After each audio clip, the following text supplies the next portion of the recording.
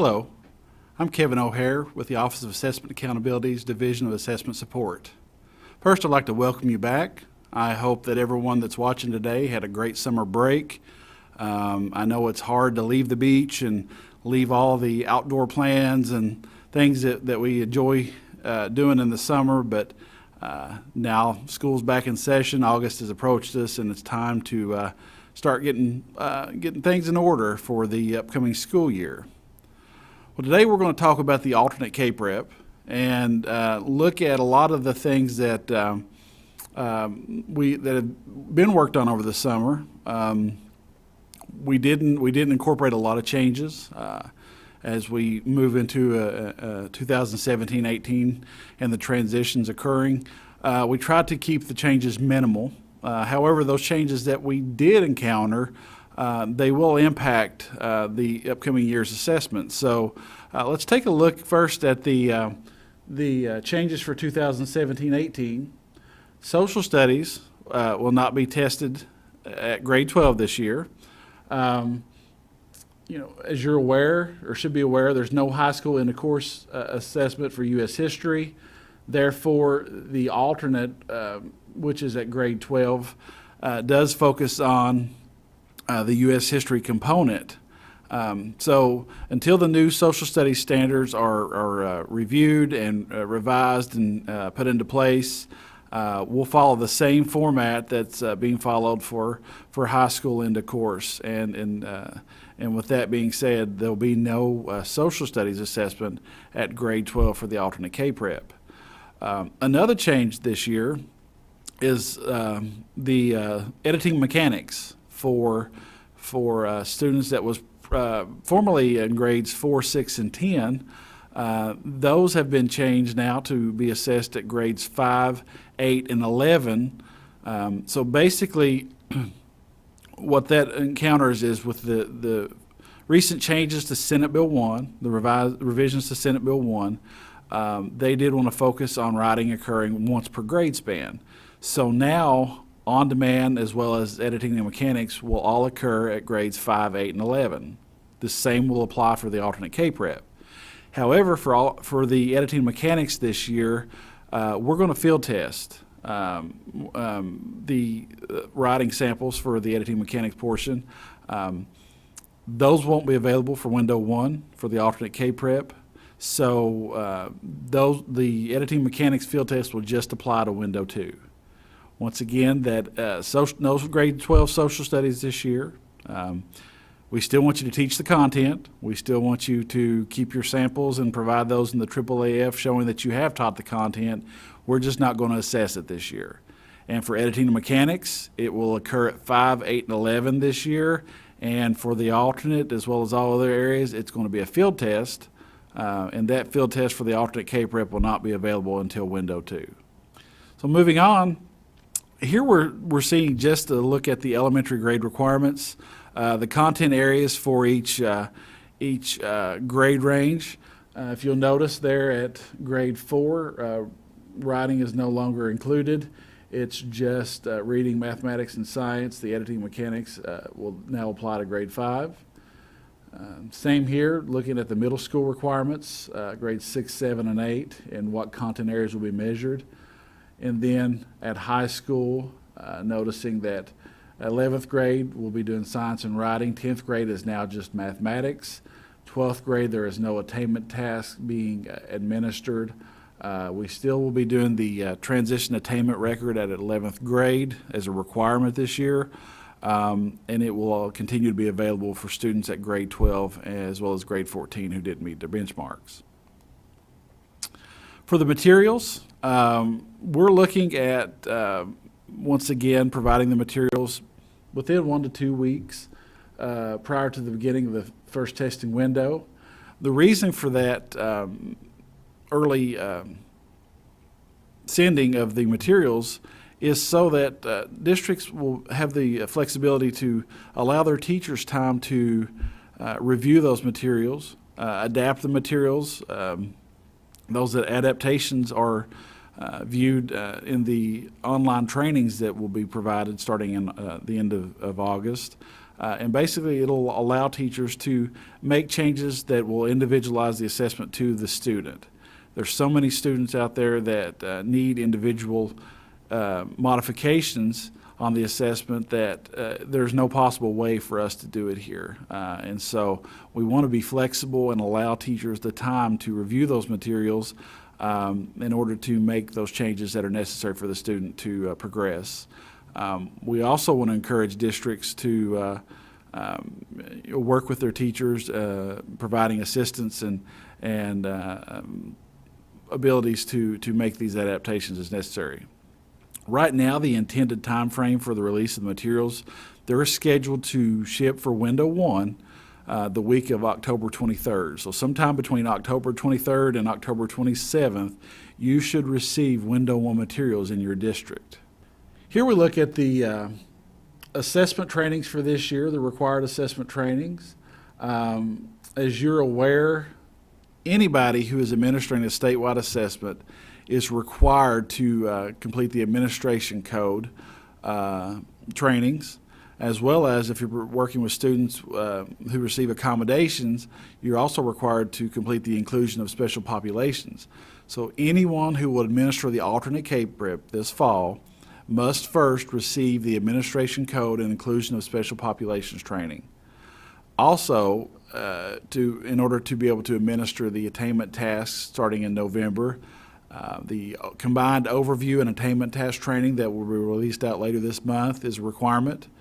The transition attainment record training is only required for teachers with students at grade 11 who are required to take the TAR. And then anyone who is administering to a student in grade 12 or 14, if they've not already taken the training for their 11th grade students, they would need to do so before administering or before that TAR assessment is administered for the 12th graders in grade 14, excuse me.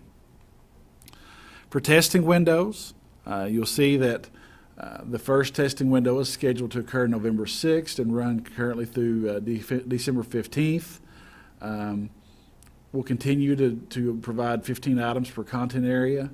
The first window will look at standards 1 through 3 in reading, mathematics, writing, and science, and then social studies will measure standards 1 through 2. The second window is scheduled to open up April the 16th and will run through May the 25th, 2018. It will also provide 15 assessment items. However, for those students at grades 5, 8, and 11 who will be doing the writing task, you're also going to have an additional task provided for the editing and mechanics field test. So you may end up having 20 items instead of 15, but only 15 will be part of accountability. For the online training system, this is where at the district administrative level, you have the ability to go in and keep track of teachers' online quizzes. You know, I talked about the overview and combined overview and attainment task training that all teachers who are administering the attainment tasks this fall would have to complete.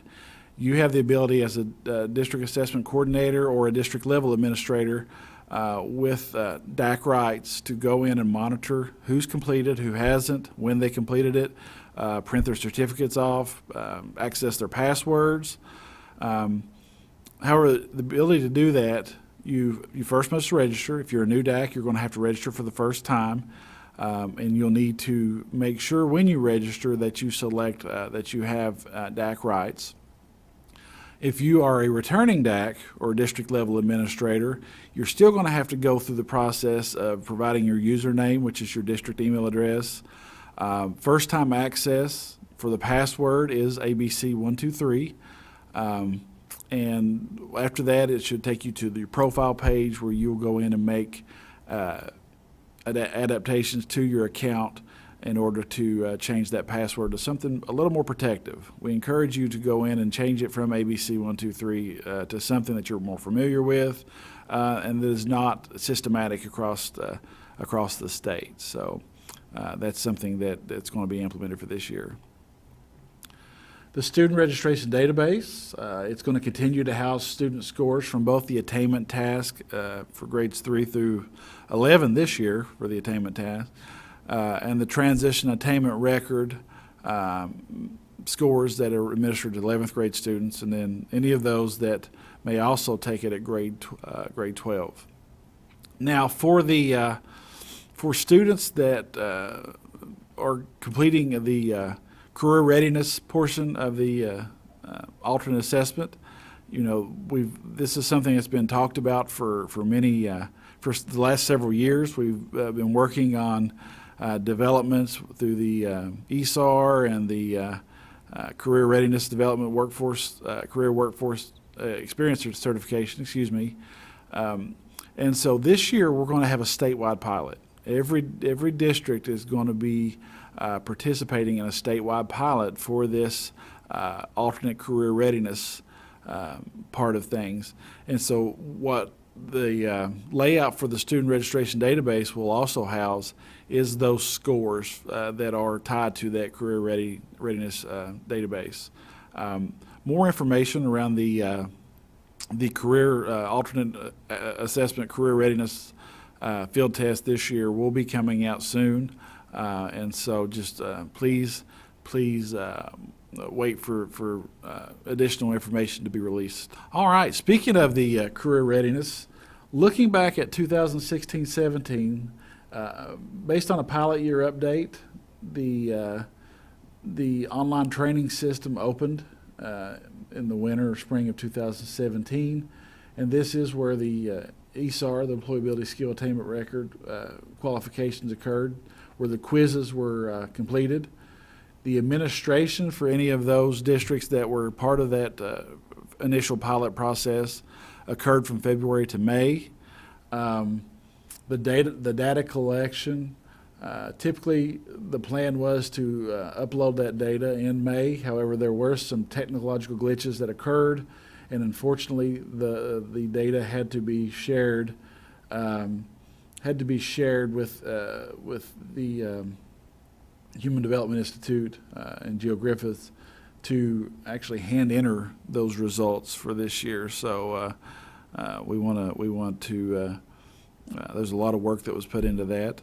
A beta testing occurred in June of 2017, and then there was a mock standard setting that occurred on July the 11th, referencing the scores that were submitted on behalf of the ESAR. So there was nothing that was tied to accountability.